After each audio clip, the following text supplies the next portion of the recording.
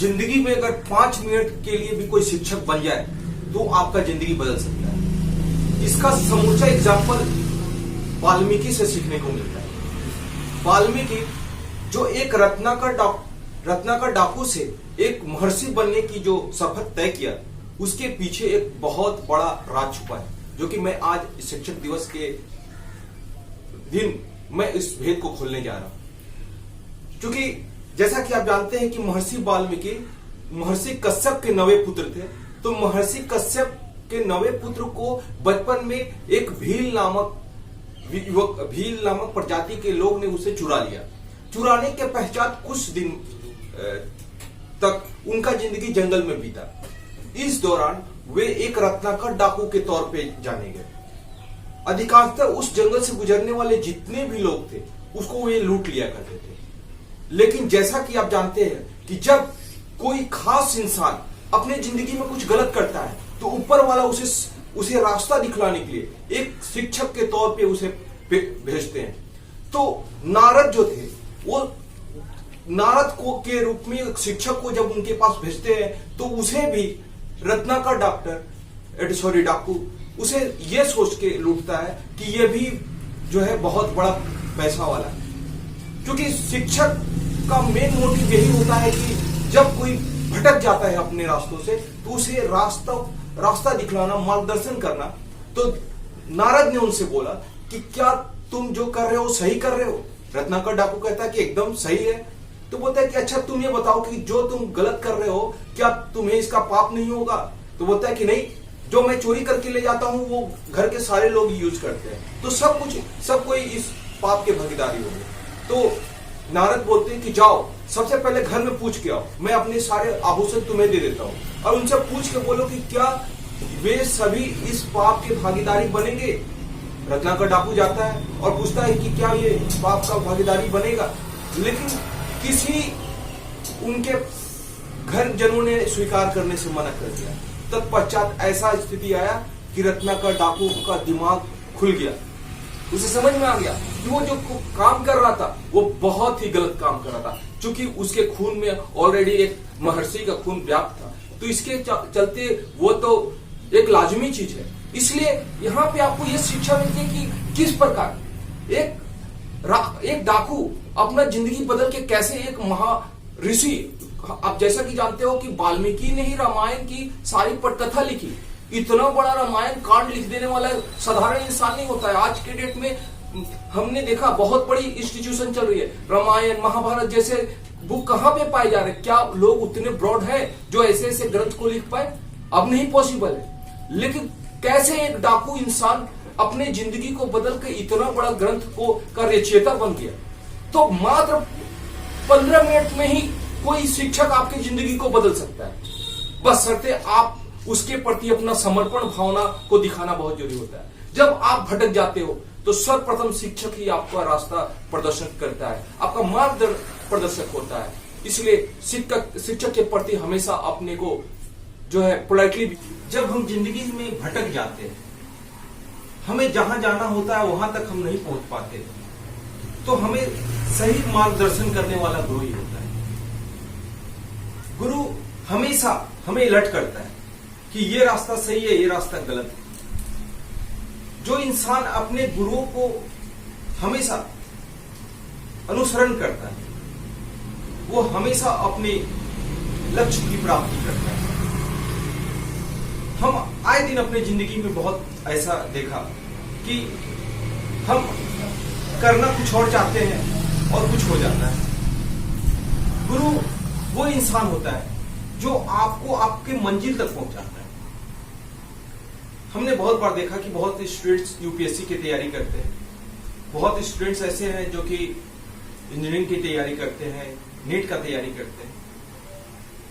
आपको प्रॉपर जब तक गाइडेंस नहीं मिल पाता तब तक आप सफलता को हासिल नहीं कर पाते। और ये प्रॉपर गाइडेंस देने वाला कौन होता है?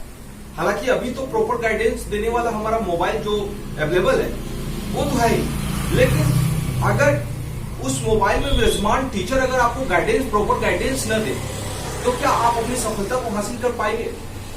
बड़ी बड़ी एकेडमी चलती है, बहुत बड़ी बड़ी इंस्टीट्यूशन चलती है जहां पे बहुत बड़े बड़े प्रोफेशनल टीचर्स आते हैं, आपको पढ़ाते हैं, आपको बताते हैं कि आपको कि क्या सिलेबस है, क्या आपको सही करना है, क्या आपके लिए गलत होगा, कितने ड्यूरेशन आपको पढ़ाई करना है, इसके बीच में कितने गैप में आपको अपना रखना है, कैसे आप सफलता को हासिल करोगे। ये सारा चीज बताने वाला कौन होता है? वो हमारा टीचर ही होता है ना, हमारा गुरु ही होता है। तो गुरु की महिमा अपार है। गुरु को आप एक चीज से बाउंड नहीं कर सकते। हालांकि अभी गुरु के प्रति, लोगों के प्रति जो संवेदना है धीरे धीरे खत्म होते जा रही है। गुरु गोविंद दो खड़े काके लागू पाए, बलिहारी गुरु आपनो गोविंद दियो बताए।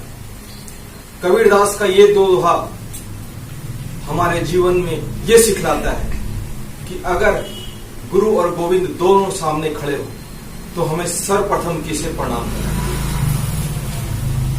गोविंद जिसे हम बचपन से पूजते आ रहे हैं, आखिर उसका चरितार्थ कराने वाला कौन था? गुरु ही वह इंसान होता है जिसने हमें सर्वप्रथम ईश्वर की प्रतिमा के बारे में बताया। हम लोगों का सर्वप्रथम गुरु हमारी माँ होती है, इसलिए हमें सर्वदेव अपने माँ के प्रति कर्जदार बने रहना चाहिए। ज्ञान हमें बहुत जरूरी होता है। बिना ज्ञान का व्यक्ति एक जानवर की भांति होता है। इसीलिए कहा गया है, ऐसाम न विद्या न तपो न दानम, ज्ञानम न शीलम न गुणो न धर्म, ते मर्तलोके भूभार भूता, मनुष्य रूपे मृगा चरन्ति। जिस व्यक्ति के पास न दान है, न ज्ञान है, न गुण है, न शील है, न धर्म है, वो इस धरती पे सब कुछ होते हुए भी मृगों की भांति विचरण करता है।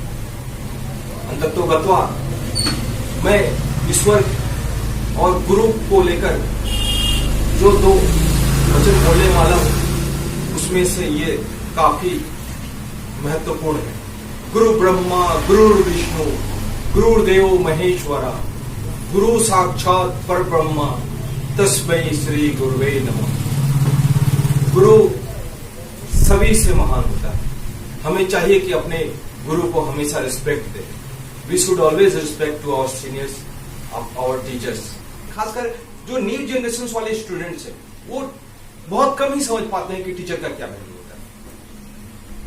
टीचर व्यक्ति कब बनता है? जब व्यक्ति अपने ज्ञान को, ठीक है, जब अपने ज्ञान को प्रखर कर पाता है, अपने आप के अंदर के ज्ञान को निकालता है, तो ज्ञान रूपी वृक्ष को सभी के पास उसे पेश करता है। मतलब उस ज्ञान रूपी वृक्ष से में लगे फल को हर कोई को देता है। अगर वो ज्ञान रूपी वृक्ष के फल को अगर वो सबको न दे, तो वृक्ष स्वयं ही अपने आप को नष्ट कर देगा। इसलिए शिक्षक अपने ज्ञान को हमेशा सर्वदा दूसरों तक पहुंचाने का कार्य करता है। मैं तो निवेदन करता हूं कि ऐसे बुद्धिजीवी वर्ग जो ऑलरेडी बड़े बड़े पद पे विराजमान है, उनके अंदर भी एक शिक्षक छुपा होता है।